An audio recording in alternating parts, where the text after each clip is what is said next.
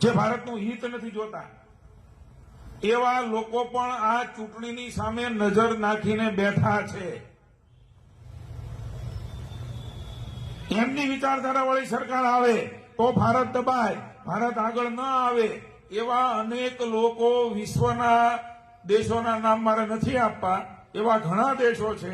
તમે સમજુ માણસ છો, સમજી જાજો. ભારતના વિરોધી હિત શત્રુઓ જેમને અહીંયા પગ પેસારા કરવા છે, અહીંયા પાછલા બાણેથી રાજ કરવું છે, એવી બબુચક સરકારને બેસાડવા માંગે છે.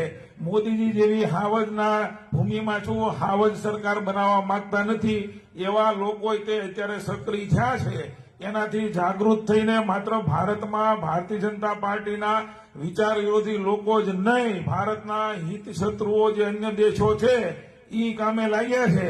એને જવાબ દેવાનો સમય 7મી મે છે.